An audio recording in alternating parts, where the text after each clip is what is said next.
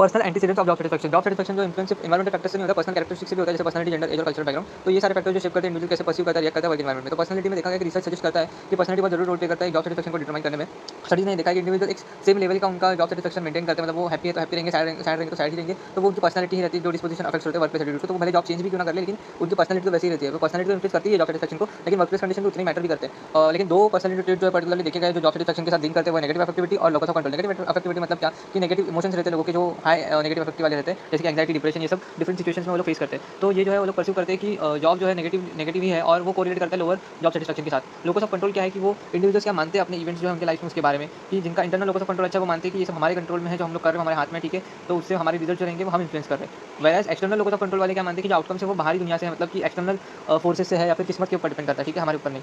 तो ये सारे ट्रेड जो जॉब सैटिस्फैक्शन से कनेक्टेड है और रीजन जो इसके अनक्लियर है, लेकिन पॉसिबल एक्सप्लेनेशन हो सकते हैं, जैसे कि डिफरेंसेस इन जॉब परफॉर्मेंस कैसा है, उनका रिवॉर्ड कैसा है, या जॉब चॉइसेस क्या है उनके बेस्ड ऑन पर्सनैलिटी उनका खुद का। तो जेंडर में क्या देखा गया है कि ऐसा कोई सिग्निफिकेंट डिफरेंसेस तो नहीं है मेन और वुमेन में। मेन जो है और वुमेन जो दोनों ही अलग अलग टाइप के जॉब्स करते हैं, जैसे मैनेजरियल वर्सेस क्लरिकल पोजीशन, ठीक है, तो उनका ओवरऑल जॉब सैटिस्फैक्शन सिमिलर ही रहता है। एक एक्सप्लेनेशन है ये वुमेन के जो है एक्सपेक्टेशन जो है अलग रहते हैं जॉब्स के लिए, जॉब रिवॉर्ड्स के लिए, and compare them to other है ना, वो लोग अलग अपना जो है कंपेयर करते हैं दूसरे लोगों के साथ, leading to comparable satisfaction levels, उनको फिर उस हिसाब से कंपेरेबल सैटिस्फैक्शन लेवल्स मिलते हैं, ठीक है, कंपेयर करने की वजह से। फिर एज क्या है, job satisfaction tends to change over person's career है ना, करियर के साथ साथ जो है जॉब सैटिस्फैक्शन चेंज होता रहता है ना।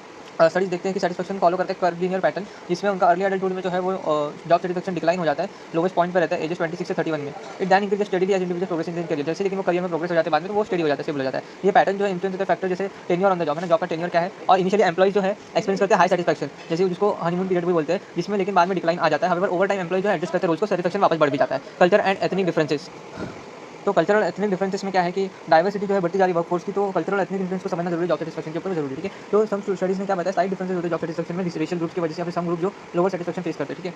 हाउएवर ये डिफरेंसेस जो है वो डिसअपीयर होते हैं डेमोग्राफिक फैक्टर्स के साथ, जैसे एज और एजुकेशन के साथ, और अलग अलग जॉब टाइप जैसे कंसीडर करोगे वैसा। तो ये सजेस्ट करते हैं वर्कप्लेस एक्सपीरियंस जो है जॉब अपॉर्चुनिटीज जो और परफॉर्मेंस इवैल्यूएशन जो है उसके ऊपर मतलब कंट्रीब्यूट करता है परसीव डिफरेंस जॉब सैटिस्फैक्शन में, रादर देन एथनिसिटी इटसेल्फ है ना, वो बाकी चीज़ें मायने रखती है, जॉब अपॉर्चुनिटी, परफॉर्मेंस इवैल्यूएशन, ये सारी चीज़ें कंट्रीब्यूट करते हैं डिफरेंसेस में जॉब सैटिस्फैक्शन में, ना कि सिर्फ एथनिसिटी।